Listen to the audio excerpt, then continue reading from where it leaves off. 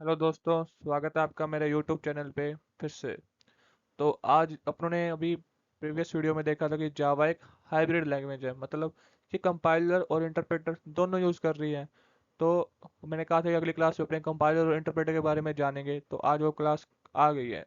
तो आज अपने देखेंगे कंपाइलर और इंटरप्रेटर की क्या यूज़ होता है, ये क्यों यूज़ करते हैं, कैसे यूज़ होता है। तो what is compilation and interpretation, ये अपना टॉपिक है। तो स्टार्ट करते हैं। जैसे कि जावा एक हाइब्रिड लैंग्वेज है, तो उसका यूज़ करके मैं आपको नहीं समझा सकता। इन दोनों कंसेप्ट को यूज़ करके कंसेप्ट को समझाने के लिए मेरे को प्रॉपर प्योर कंपाइल लैंग्वेज और प्योर इंटरप्रेटेड लैंग्वेज का यूज़ करना पड़ेगा। तो सी एग्जांपल ले रहा हूँ मैं, वो क्या प्योर कंपाइल लैंग्वेज है, कंपाइलर लैंग्वेज है। तो स्टार्ट करते हैं। जैसे जावा में क्या था, हाई लेवल लैंग्वेज यूज़ करके अपने कोड लिखते थे, उसको अपने स्टोर करते थे डॉट जावा एक्सटेंशन से। उसी प्रकार सी में भी होता है, इसमें भी हाई लेवल लैंग्वेज कोड लिख के जो अपना यूजर चॉइस होता है, कोई भी नाम रख सकता है, उसको डॉट सी एक्सटेंशन से हार्ड डिस्क में सेव करते हैं। और हार्ड डिस्क में मैंने आपको पहले बता रखा, हार्ड डिस्क में जहाँ पे डाटा स्टोर होता है किस फॉर्म में होता है, फाइल्स के फॉर्म में। तो इस जो ये हाई लेवल कोड अपने स्टोर करेंगे, वो कौन सी फाइल में करेंगे, उसका नाम क्या होगा, सोर्स फाइल। और इस कोड का नाम क्या पड़ जाता है फिर, सोर्स कोड। अब जैसे कि जावा में भी देखा था पुराने की high level language code micro processor द्वारा समझी नहीं जाती है, तो उसको एक सॉफ्टवेयर बनाया गया जिससे अपने उसको मशीन लेवल लैंग्वेज कोड में कन्वर्ट करते हैं। तो उस सॉफ्टवेयर का क्या नाम था, कंपाइलर। तो इस अपने कंपाइल कंपाइल कर दिया हाई लेवल लैंग्वेज कोड, ये किस में कन्वर्ट होएगा, मशीन लैंग्वेज कोड में। तो जैसे कि जावा में देखा था कि क्या इंटरमीडिएट कोड बना था, इंटरमीडिएट लैंग्वेज बनी थी बाइट कोड वाली।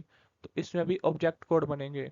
और इस फाइल का नाम ये भी हार्ड डिस्क में सेम जगह सेव होएगी।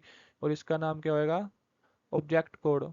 फाइल का नाम कंटेन करेगा, ऑब्जेक्ट कोड कंटेन करेगा, और इस फाइल का नाम क्या होगा, object file. Extension dot OBJ, name same रहेगा जो प्रीवियस फाइल का था, सोर्स फाइल का था। अब ये क्या इनकम्प्लीट कोड है, क्यों, क्योंकि अपने लाइब्रेरीज होती हैं बहुत सारी, सी में भी होती है, जावा में, सब में होती हैं। तो उसके बिना कोई भी कोड एग्जीक्यूट नहीं हो सकता। जैसे मैथ्स, आपने कोई मैथ्स का फंक्शन यूज करा कोड में, वो अपने लाइब्रेरी अटैच करते हैं, स्ट्रिंग की भी लाइब्रेरी जावा में होगी, सब की होगी। ऐसे लाइब्रेरीज होती हैं, उनको अटैच करके पूरा कोड एग्जीक्यूटेबल बनता है। तो उस सॉफ्टवेयर का क्या नाम है जो लिंक करेगा लाइब्रेरी फाइल को और ये ऑब्जेक्ट फाइल को, उसका नाम है लिंकर। तो ये जो आउटपुट देगा वो होगा एग्जीक्यूटेबल कोड, मतलब ये पूरा कंप्लीट कोड है, ये भी मशीन लैंग्वेज में। इस एक्सटेंशन क्या होगी, डॉट ई एक्स ई। तो अब ये पूरा कंप्लीट कोड बन चुका है। तो अब हा अपने पिछली क्लास में, इससे प्रीवियस प्रीवियस क्लास में पढ़ा हुआ है कि हार्ड डिस्क से अपने सीधा माइक्रो प्रोसेसर पे कोड नहीं भेज सकते। क्यों, क्योंकि एग्जीक्यूशन ऑफ स्पीड बहुत ज़्यादा स्लो होगी। माइक्रो प्रोसेसर बहुत फास्ट है, हार्ड डिस्क बहुत ज़्यादा स्लो है, तो ये वर्क नहीं करेगा। तो उन्होंने क्या इंट्रोड्यूस किया था, रैम मेमोरी इंट्रोड्यूस करी थी। तो इससे अपने कहाँ भेजेंगे, रैम के ऊपर भेजेंगे ये कोड। और ये कोड भेजने के लिए सॉफ्टवेयर कौन सा यूज़ होता है, लोडर। तो लोडर से रैम के ऊपर जाएगा ये सारा कोड, और वहाँ इसका नाम पड़ जाएगा एग्जीक्यूटेबल इमेज। क्यों, क्योंकि जो मशीन लेवल लैंग्वेज कोड है, एक्सी आई एक्सी एक्सटेंशन फाइल में, इससे सीधा स्नैपशॉट लेके जाता है ये। इस रैम के अंदर अपने कोई फर्दर अपडेट अपडेट नहीं कर सकते कोड को। और ये अपना पूरा सी में कैसे कोड एग्जीक्यूट होता है वो मैंने भी समझ लिया। और कंपाइलर क्या करता है, वो समझते कि हाई लेवल लैंग्वेज कोड से मशीन लैंग्वेज कोड में बेस्ड है। ये काम था कंपाइलर का जावा में भी और सी लैंग्वेज में भी। तो एग्जांपल लेते हैं प्योर कंपाइल प्रोग्रामिंग लैंग्वेज के, सी, सी प्लस प्लस और सी शार्प हैं। और भी बहुत सारे हैं, मेन एग्जांपल यही है, मेन जो प्रोग्रामिंग लैंग्वेज है पॉपुलर। तो अगर अपने देखते हैं इंटरप्रेटर, इंटरप्रेटर में भी सेम कहानी रहेगी, बस थोड़ा सा डिफरेंस आएगा। ज़्यादा डिफरेंस है वो अपने आगे पढ़ेंगे। सेम है, हाई लेवल लैंग्वेज कोड बनाई सोर्स फाइल के अंदर, एक्सटेंशन क्या है, डॉट सी।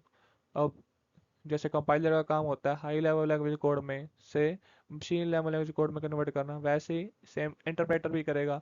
तो एक सॉफ्टवेयर है जो हाई लेवल लैंग्वेज कोड से मशीन लेवल लैंग्वेज कोड में कन्वर्ट करता है।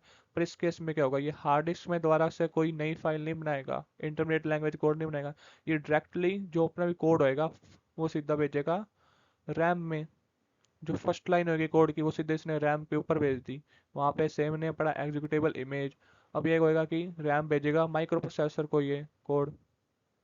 अब जो भी अब ये माइक्रो प्रोसेसर ने एग्जीक्यूट कर दिया, अगर ये सही एरर नहीं है तो एग्जीक्यूट कर देगा। फिर से माइक्रो प्रोसेसर इंटरप्रेटर के पास जाएगा, फिर से इंटरप्रेटर दूसरी लाइन भेजेगा रैम से वो माइक्रो प्रोसेसर में एग्जीक्यूट होगी। ऐसे साइकिल चलती रहेगी जब तक कोड कंप्लीट नहीं हो जाता। तो क्या देखा अपन ने कि कंपाइलर क्या करता था, सारा कोड जो भी सोर्स फाइल में था वो वन गो में एक साथ भेज देता था, एक साथ कन्वर्ट कर देता मशीन लेवल कोड में। इंटरप्रेटर ऐसा नहीं करता। इंटरप्रेटर क्या करता है, एक एक फर्स्ट लाइन चेकेगा, फर्स्ट लाइन को पिकअप करेगा और उसको रैम में भेजेगा एग्जीक्यूट होने के लिए, चेक करने के लिए। ऐसे करता है, एक एक लाइन को चेक करता है ये, इंस्ट्रक्शन बाय इंस्ट्रक्शन काम करता है ये। अब अपने इसके एग्जांपल देखते हैं प्योर इंटरप्रेटेड प्रोग्रामिंग लैंग्वेज के, क्या है, जावास्क्रिप्ट, पीएचपी, पर्ल, रूबी।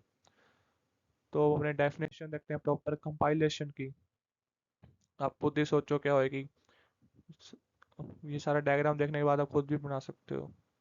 चलो चलते हैं। It is the process of converting high language code into machine language code using compiler as the software. और दूसरा क्या है, during compilation process the entire high language code is converted into machine language code at once. ये तो easy है, ये अभी समझ के आए थे अपने कि वन गो में कन्वर्ट हो जाता है। इंटरप्रिटेशन के बारे में जानते हैं। It is the process of converting high language code into machine language code using interpreter as a software. उसमें क्या था, कंपाइलर एज अ सॉफ्टवेयर, इसमें क्या इंटरप्रेटर एज अ सॉफ्टवेयर। थोड़ा इसमें क्या होएगा कि ये भी इंटायर कोड को कन्वर्ट करेगा मशीन लैंग्वेज कोड में, कि इंस्ट्रक्शन बस क्या नई एड लाइन हुई है उसकी जगह रिप्लेस हुई है instruction by instruction, one at a time. एक एक इंस्ट्रक्शन के साथ चलेगा और एक टाइम पे एक कोड को कन्वर्ट करेगा। तो अपने डिफरेंस देखते हैं, सबसे इंपॉर्टेंट पार्ट ये इंटरव्यूज में पूछा जाता है। तो कंपाइलेशन और इंटरप्रिटेशन के बारे में पहला डिफरेंस तो आराम से समझ हो गया आप सब कि सारा कोड हाई लैंग्वेज कोड का मशीन लैंग्वेज कोड में वन गो में कन्वर्ट करता है। तो इधर क्या होगा, instruction by instruction one at a time में कन्वर्ट करेगा। सेकंड देखते हैं, execution is faster, process of execution is faster. इसका क्या है, स्लोअर। क्यों, समझते हैं। कि ये जो कंपाइलर होता है ये सारा कोड हाई लैंग्वेज कोड को वन गो में मशीन लैंग्वेज कोड में कन्वर्ट कर देता है, तो ऑब्वियसली टाइम कम लगेगा, सारा कोड एक बार में कन्वर्ट हो गया। इंटरप्रिटेशन में क्या होता है कि एक एक कोड करता है, फिर चेक करता है, फिर एग्जीक्यूट करता है, फिर दोबारा से प्रोसेस लेके आता है। इससे क्या होता है, टाइम ज़्यादा लगता है अपने को एग्जीक्यूट करने के लिए। Debugging is difficult, debugging is easy. Debugging से क्या मीन है कि एरर को रिजोल्व करना, एरर चेक करके उसको फिक्स करना। तो कंपाइलर में क्यों डिफिकल्ट है, समझते हैं कि कंपाइलर में क्या होता है कि सारा कोड अपने वन गो में भेज देते हैं, तो जो एरर्स आएंगी वो भी सारी वन गो में आएंगी। जैसे मान लो कि 100 एरर आ गए तो हर एक 100 एरर की लाइन शो होगी, किस लाइन पे ये एरर एरर है, बहुत सारी एरर आ जाएंगी, तो अपने के लिए डिफिकल्ट होता है रिमेंबर करना कि कौन सी error कौन सी लाइन में थी।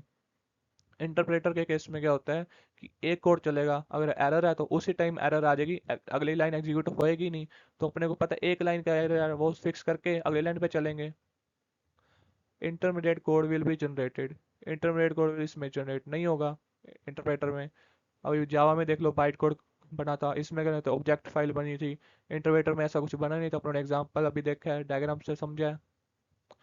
तो इसमें क्या फिफ्थ पॉइंट क्या है, machine language code will be stored on the hard disk. अभी देखा है कि जो भी हार्ड डिस्क में तीन फाइल स्टोर हो रही थी, एक तो क्या थी, source file, object file, executable file, फिर रैम में क्या था। इंटरप्रेटर के केस में ऐसा कुछ था ही नहीं, हाई लैंग्वेज कोड को सीधा मशीन लैंग्वेज कोड में कन्वर्ट करके इसने क्या था, रैम के ऊपर रैम पे भेज दिया था। सिक्स पॉइंट क्या, source file is not needed for multiple execution, source file is needed for every execution. इसमें क्या है कि सोर्स फाइल सी के केस में बनती है कि एक बार उसको सोर्स फाइल में बताया कि मशीन एग्जीक्यूटेबल कोड है वो हार्ड डिस्क पे स्टोर होएगा। तो अगर वो हार्ड डिस्क पे स्टोर है तो परमानेंट स्टोर है। अगर सोर्स फाइल कंपाइलर के केस में डिलीट भी हो जाए तो जो मेन कोड है जिससे अपने एग्जीक्यूशन करते हैं, जिससे अपने आउटपुट लेके आते हैं, वो कौन सी एग्जीक्यूशन फाइल होती है, एग्जीक्यूशन कोड, एग्जीक्यूटेबल कोड होता है जिसके अंदर। अगर वो पड़ी है तो अपने को सोर्स फाइल की जरूरत क्या है, बारी बारी थोड़ा ना कंपाइल करते रहेंगे। पर इंटरप्रेट के केस में क्या होता है, वो कोई फाइल तो बनाता नहीं, वो सीधा एक कोड चकेगा और रैम के ऊपर भेज देता है। तो इसलिए सोर्स फाइल की इसमें हर एक बार जरूरत पड़ती है। इसमें अगर डिलीट भी हो जाए तो कोई जरूरत ही नहीं होगी, एग्जीक्यूटेबल कोड अपना स्टोर है पहले से हार्ड डिस्क में।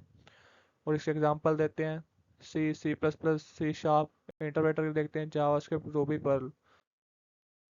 Thank you.